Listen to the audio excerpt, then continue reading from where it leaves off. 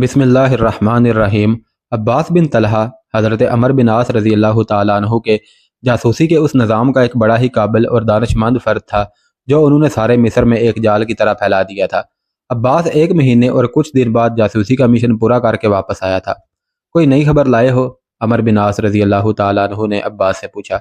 अब्बास ने अपनी जासूसी की पूरी रिपोर्ट सिपा सालार को पेश की और आखिर में नौशी और हामून का वाक़या सुनाया।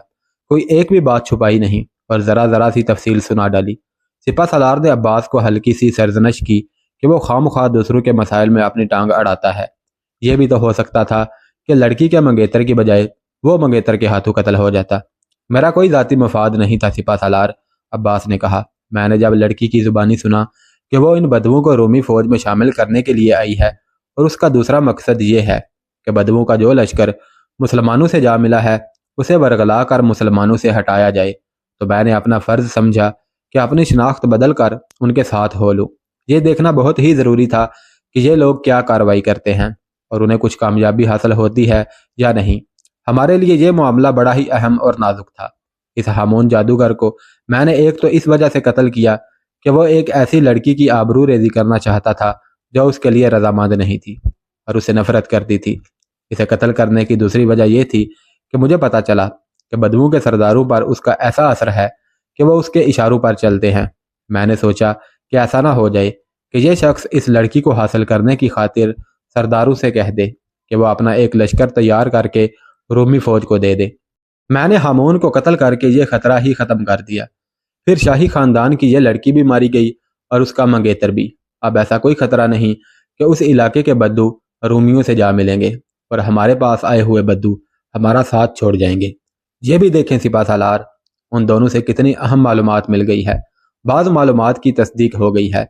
इसमें कोई शक नहीं रहा कि मकोकीस और इतरबोन आपस में मुत्तफिक नहीं कि वो मिस्र का दिफा किस तरह करें।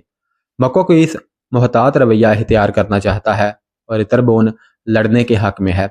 इस रोमी लड़की ने मुझे बताया था कि हरकुल ने उन दोनों को पूरे एहतियारात दे दिए हैं, लेकिन ये भी कहा है कि कुबती ईसाइयों पर नज़र रखना, कहीं ऐसा ना हो कि वो बगावत कर दें। इस सूरत में मिस्र को मुसलमानों से बचाना मुमकिन नहीं रहेगा।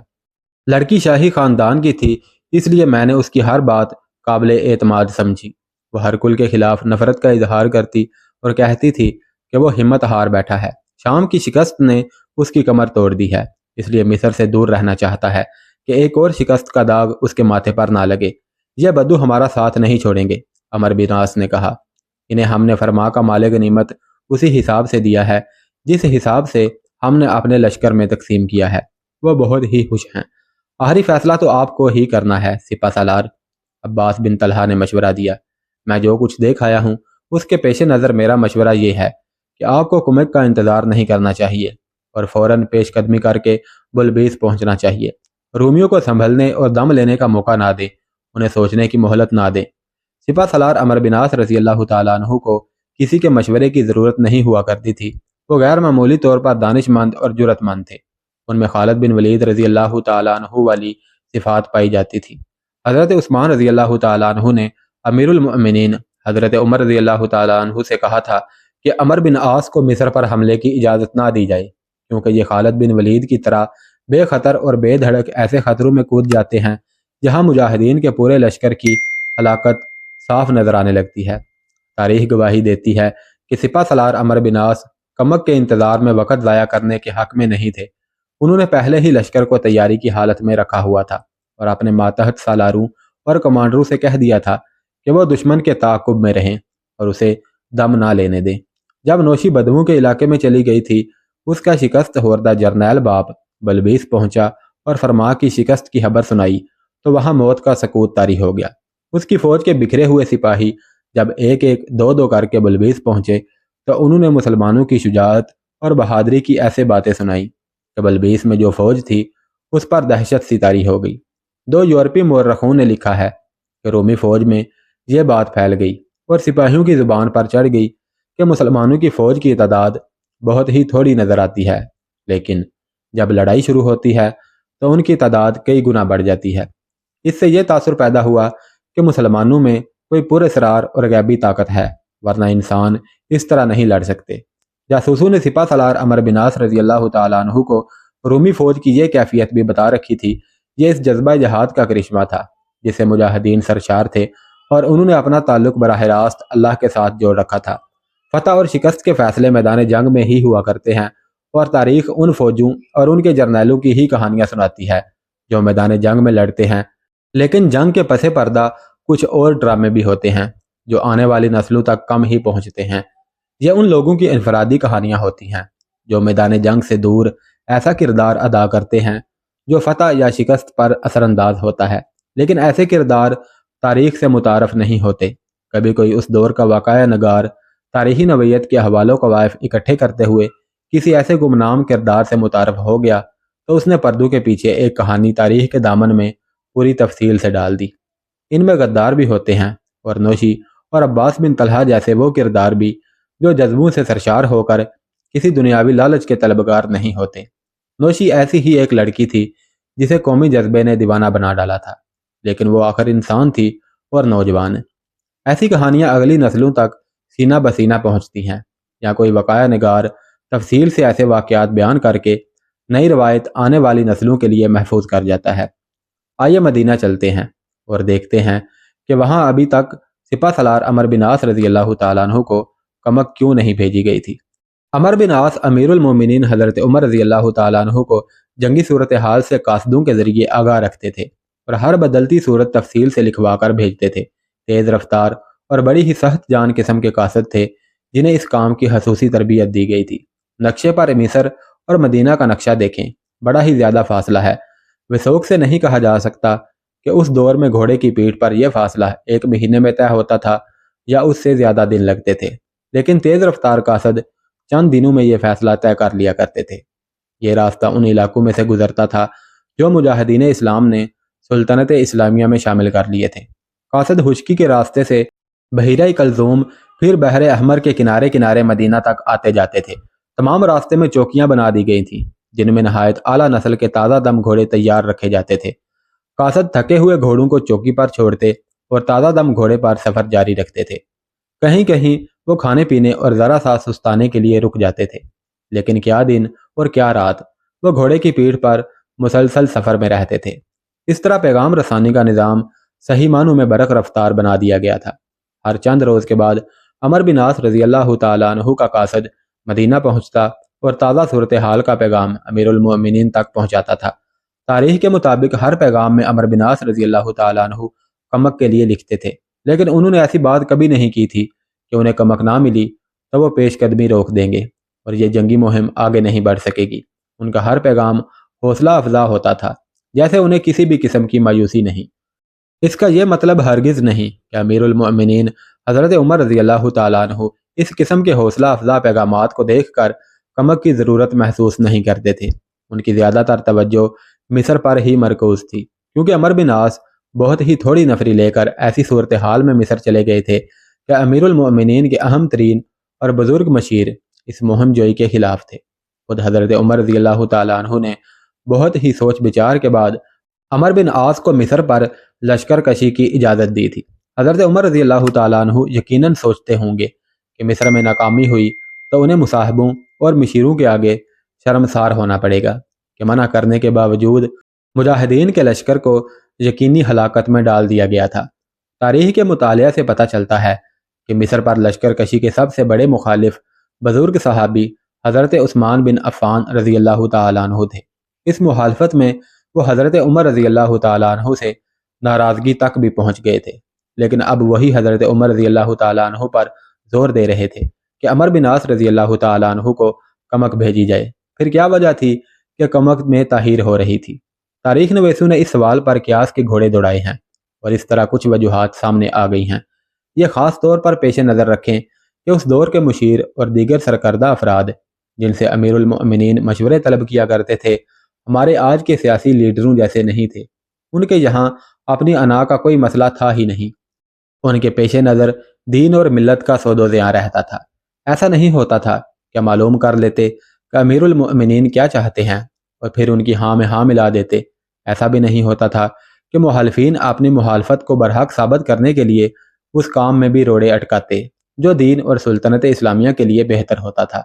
وہ سب اپنے آپ کو سربراہ مملکت کے آگے نہیں بلکہ اللہ تبارک و تعالیٰ کے آگے جواب دہ سمجھتے تھے۔ پہلے حضرت عثمان بن عفان رضی اللہ تعالیٰ عنہ کمک بھیجنے پر زور دے رہے تھے، پھر دوسرے مخالفین نے بھی کہنا شروع کر دیا کہ سپہ سالار عمر بن عاص رضی اللہ تعالیٰ عنہ کو یوں تنہا نہ چھوڑا جائے۔ سب جانتے تھے کہ عمر بن عاص رضی اللہ تعالیٰ عنہ خالد بن ولید رضی اللہ تعالیٰ عنہ کی طرح خطرہ مول لینے والے سپہ سالار ہیں، کہیں ایسا نہ ہو کہ وہ پورے لشکر کو جانوں کے خطرے میں ڈال دیں۔ آخر ایک روز امیر المؤمنین نے فجر کی نماز کے بعد سب کو روک لیا اور کمک کے مسئلے پر بات شروع کی۔ حضرت عمر رضی اللہ تعالیٰ عنہ بڑے ہی اثر انگیز انداز سے اور دلوں کو موہ لینے والے الفاظ میں بات کیا کرتے تھے۔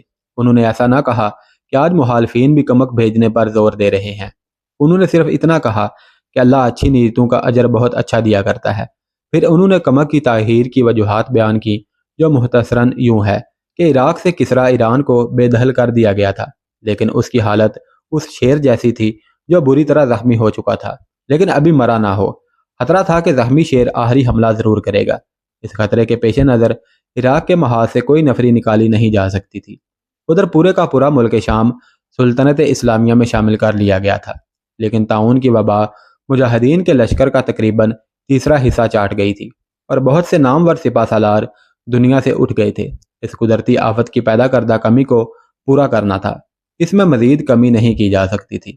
پھر حضرت عمر رضی اللہ تعالیٰ عنہ نے ایک وجہ یہ بتائی کہ انہیں یقین ہے کہ عمر بن عاص رضی اللہ تعالیٰ عنہ قریش کو فتح کر چکے ہیں اور زیادہ سے زیادہ آگے بڑھے تو فرما تک جائیں گے اور وہاں کمک کا انتظار کر کے آگے بڑھیں گے۔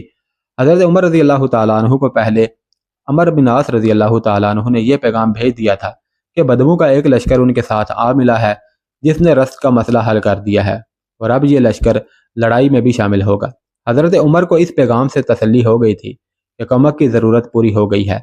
اس روز انہوں نے اور سب نے خوشی کا اظہار کیا تھا کہ اللہ کی خوشنودی حاصل ہو تو اللہ کس طرح مدد کیا کرتا ہے۔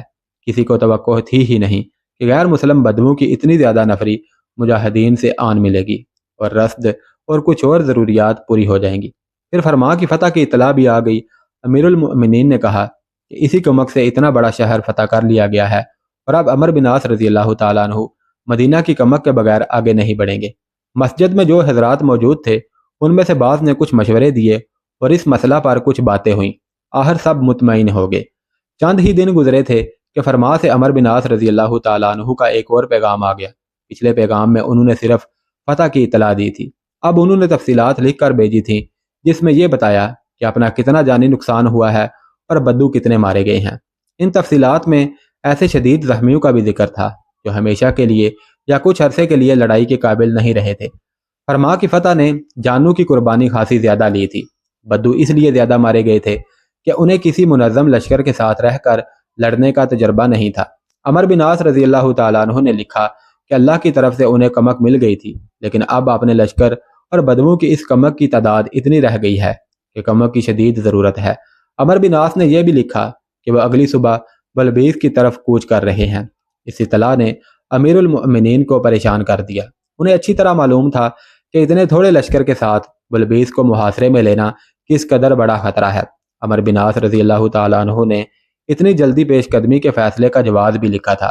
ہم یہ جواز پہلے بیان کر چکے ہیں، یعنی رومیوں کو سنبھلنے کا موقع نہ دیا جائے اور انہیں یہ تاثر بھی نہ ملے کہ مسلمان کمزور ہو گئے ہیں۔ حضرت عمر رضی اللہ تعالیٰ عنہ اس جواز سے بڑی اچھی طرح واقف تھے۔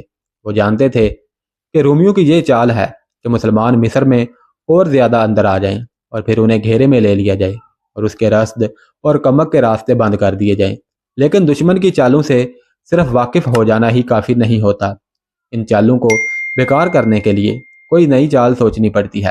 عمر بن عاص رضی اللہ تعالیٰ عنہ ان کی چال اور نیت کو سمجھ کر ہی فرما سے کوچ کر رہے تھے اور جلدی سے جلدی بلبیس پہنچنا چاہتے تھے، لیکن سوال یہ تھا کہ ان کے ساتھ مجاہدین کی جو تعداد تھی کیا وہ بلبیس کو فتح کرنے کے لیے کافی تھی؟ مورخ لکھتے ہیں کہ ان کے ساتھ جو لشکر تھا اس کی نفری رومیوں کے مقابلے میں بہت ہی تھوڑی تھی۔ بعض مورخوں نے یہ تعداد 4000 لکھی ہے، بعض نے کچھ کم، بعض نے ذرا زیادہ لکھی ہے۔ ان سب کی بتائی ہوئی تعداد پر غور کیا جائے تو اندازہ یہ ہے کہ بدوؤں کو ملا کر لشکر کی تعداد 5000 سے چند سو زیادہ تھی۔ لشکروں کو باقاعدہ فوج کی حیثیت حضرت عمر رضی اللہ تعالیٰ عنہ نے ہی دی تھی، باقاعدہ تنخواہ اور مراعات مقرر کی تھی، لیکن مصر پر فوج کشی کے وقت تک یہ تبدیلی نہیں لائی گئی تھی۔ لوگ رضاکارانہ طور پر لشکروں میں شامل ہوتے تھے۔ اب حضرت عمر رضی اللہ تعالیٰ عنہ نے شدت سے محسوس کیا کہ عمرو بن عاص رضی اللہ تعالیٰ عنہ کے لیے کمک بھجوانا ہے، تو انہوں نے وہی طریقہ اختیار کیا جو اس وقت رائج تھا۔ وہ یہ کہ مسجد میں اعلان کیا گیا کہ مصر کے لیے کم از کم 4000 تعداد کا لشکر بھیجنا ہے اور لوگ آگے آئیں۔ مشہور و معروف مورخ ابن الحکم نے چند ایک مورخوں کے حوالے سے لکھا ہے کہ حضرت عمر رضی اللہ تعالیٰ عنہ کی نظر پہلے ہی ایک صحابی پر تھی جن کا نام گرامی زبیر بن العوام رضی اللہ تعالیٰ عنہ تھا۔ جنگ کا بہت تجربہ رکھتے تھے اور قیادت کی مہارت میں خاصے مشہور تھے۔ زبیر بن العوام رسول اللہ صلی اللہ علیہ وسلم کے پھپھی زاد بھائی تھے۔ ایک روایت تو یہ ہے کہ امیر المؤمنین کی نظر ان پر تھی، لیکن ایک روایت یہ بھی ہے کہ جب سے عمرو بن عاص رضی اللہ تعالیٰ عنہ مصر میں داخل ہوئے تھے، زبیر رضی اللہ تعالیٰ عنہ نے چند مرتبہ یہ خواہش ظاہر کی تھی کہ انہیں مصر عمرو بن عاص کے لشکر میں بھیجا جائے۔ تاریخ میں یہ ذکر نہیں کہ انہیں کیوں نہ بھیجا گیا۔ قرین قیاس یہ ہے کہ امیر المؤمنین حضرت عمر رضی اللہ تعالیٰ عنہ نے انہیں ریزرو میں رکھا ہوگا کہ جہاں صورتحال بہت ہی محسوس ہو جائے زبیر کو وہاں بھیجا جائے۔ بہرحال اب حضرت عمر رضی اللہ تعالیٰ عنہ نے انہیں بلایا۔ ابو عبداللہ امیر المؤمنین نے زبیر رضی اللہ تعالیٰ عنہ کو ان کے دوسرے نام سے مخاطب ہو کر پوچھا، کیا تو مصر کی امارت کا خواہش مند ہے؟ نہیں امیر المؤمنین، زبیر بن العوام رضی اللہ تعالیٰ عنہ نے جواب دیا، مجھے امارت کی ضرورت ہے نہ خواہش۔ اگر آپ مجھے کسی محاذ پر بھیجنا چاہتے ہیں تو میں جہاد اور مجاہدین کی اعانت کے لیے جاؤں گا، دل میں کوئی لالچ لے کر نہیں۔ میں جانتا ہوں آپ مجھے مصر بھیجنا چاہتے ہیں، میں سن چکا ہوں کہ مصر کے لیے کمک تیار ہو رہی ہے۔ میں جاؤں گا اور جب دیکھوں گا کہ عمرو بن عاص رضی اللہ تعالیٰ عنہ نے مصر فتح کر لیا ہے تو اس کے کسی کام میں دخل نہیں دوں گا اور اسے امارت کے رتبے پر دیکھ کر روحانی مسرت محسوس کروں گا۔ اس وقت کے عربی معاشرے میں زبیر بن العوام رضی اللہ تعالیٰ عنہ کو جو حیثیت حاصل تھی اس کا مختصر سا ذکر ہو جائے تو بے محل نہ ہوگا۔ رسول اللہ صلی اللہ علیہ وسلم کا پھوپھی زاد بھائی اور صحابی ہونا ان کی عظمت کی بہت بڑی دلیل تھی، لیکن انہیں اس سے زیادہ عظمت عطا ہوئی تھی۔ انہوں نے 16 سال کی عمر میں اسلام قبول کیا تھا۔ حبشہ کی دونوں ہجرتوں میں شامل تھے، اور جب مکہ سے مدینہ کو ہجرت ہوئی تو اس میں بھی رسول اللہ صلی اللہ علیہ وسلم کے ساتھ تھے۔ یہ شرف زبیر رضی اللہ تعالیٰ عنہ کو ہی حاصل تھا کہ تمام غزوات میں رسول اللہ صلی اللہ علیہ وسلم کے ساتھ رہے اور ہر بار جان کی بازی لگا کر لڑے۔ جنگ خندق میں ضرورت محسوس ہوئی کہ عیسائیوں کے 2 قبیلوں کے متعلق معلوم کیا جائے کہ وہ اہل قریش کا ساتھ دے رہے ہیں یا نہیں، اور اگر ان کا ساتھ دے رہے ہیں تو ان کی کتنی نفری ہے اور نفری کب کمک کے طور پر آ رہی ہے۔ یہ بڑا ہی خطرناک کام تھا جس کے لیے زبیر بن العوام رضی اللہ تعالیٰ عنہ نے اپنے آپ کو پیش کیا اور دشمن کے اندر جا کر صحیح خبر لے کر آئے۔ پھر ایک اور موقع پر رسول اللہ صلی اللہ علیہ وسلم نے جاسوسی کی ضرورت محسوس کی تو آپ کو رضاکار ڈھونڈنے پڑے۔ یہ بھی بڑا ہی پرخطر کام تھا۔ اس کے لیے بھی زبیر بن العوام رضی اللہ تعالیٰ عنہ نے اپنے آپ کو پیش کیا اور اپنی جان خطرے میں ڈال کر دشمن کی بستیوں میں گئے اور صحیح خبریں لے کر آئے۔ تاریخ میں آیا ہے کہ رسول اللہ صلی اللہ علیہ وسلم نے فرمایا تھا، ہر نبی کا ایک خواری ہوتا ہے، زبیر بن العوام میرا خواری ہے۔ اس سے زیادہ عظیم اور مقدس خراج تحسین اور کیا ہو سکتا ہے؟ فتح مکہ کے دن مجاہدین کے لشکر میں 3 علم تھے، جن میں سے ایک زبیر بن العوام رضی اللہ تعالیٰ عنہ کے ہاتھ میں تھا۔ مورخ لکھتے ہیں کہ خلیفہ اول حضرت ابو بکر صدیق رضی اللہ تعالیٰ عنہ اور امیر المؤمنین حضرت عمر بن خطاب رضی اللہ تعالیٰ عنہ بھی زبیر بن العوام رضی اللہ تعالیٰ عنہ سے خصوصی عقیدت اور محبت رکھتے تھے۔ ان میں کچھ ایسے اوصاف تھے کہ کوئی ایک بار ان سے متعارف ہو جاتا تو ان کا گرویدہ ہو جاتا تھا، اور جس لشکر کی قیادت انہیں دی جاتی وہ لشکر ان کے اشاروں پر جان قربان کرتا تھا۔